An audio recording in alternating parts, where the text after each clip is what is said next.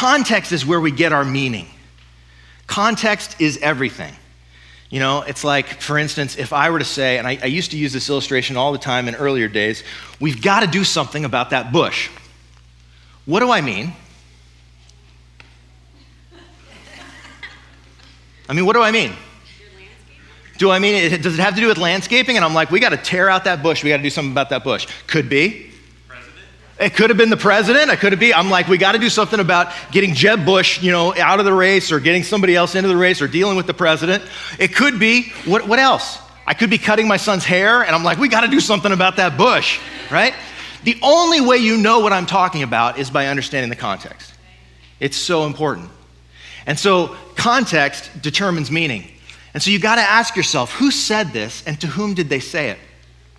A lot of the problems with these kind of like sensationalist interpretations of some of these verses come when people are thinking that it was just written directly to them. It's like, you know how that song, You're So Vain, you probably think this song is about you, right? That's kind of how it is. You're so vain, you probably think this verse is about you, right? It's not about you. It was written by somebody else to somebody else. And if you want to understand what it means to you, you first got to understand what it meant for the person that said it to the person to whom they said it. And you've got to understand the guy who wrote it and who they were writing to, because those are two different total levels, right? Jesus is speaking to the Pharisees and then to his disciples, but Luke is writing to Theophilus and the Christian world of his day in like 60 AD. So what would have been the important, relevant information for them? Jesus is speaking to them as if they're going to be there to see this. And he's like, run for the hills.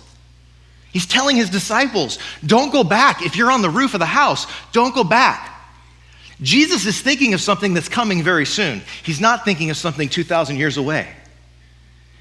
And many people have interpreted these verses as if they're about something in the future because, hey, it's exciting to look at those charts and to read the newspaper and try to figure out if Donald Trump's the Antichrist. But it's not biblical, right?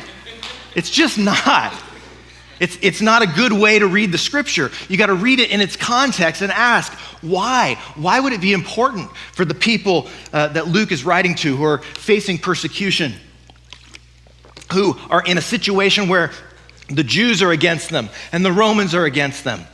And this new group of Christians is having to meet together, sometimes in secret, in homes, and they're having to meet together and they're being persecuted by the Jewish establishment and at the same time by the Roman government. Why would they need to know what's going to happen in 2017 with the presidential election? They don't, which is why I don't think that Luke was writing to them about that. And so this whole issue of interpretation is so important. And I'll go on later, and we'll talk more about this next week, but I'll just finish with this. Where there's a dead body, the vultures will gather.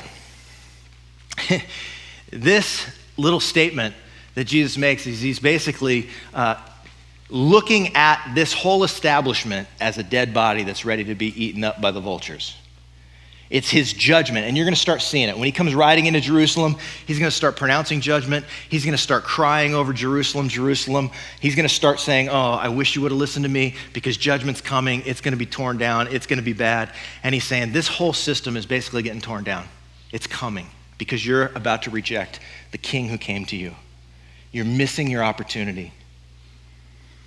And we'll talk more about that next week. But in the meantime, this vulture thing. Vultures, the same word is used for vultures and eagles. And I really believe this is a clue to what he was talking about as well. Would you put that picture of the eagle up there? Do you know what this is? This is the symbol of Rome. This is a standard that goes on the top of their war standard. And they walk into Jerusalem marching in with their armies and their legions. And they plant this thing right in the middle of the temple. And then tore the whole thing down in 70 AD. Where the carcass is, the vultures will gather, or the eagles will gather. Same word in the language Jesus is using. I really believe that what Jesus was talking about in this and the urgency of the end of the present age and the beginning of the age to come was that in his death, and his resurrection, his ascension, the pouring out of the Spirit, that after that, the judgment on Jerusalem that happened in 70 AD finally brought an end to this present age and ushered in the age to come. And I believe we're living in a different age than the age that they were living in.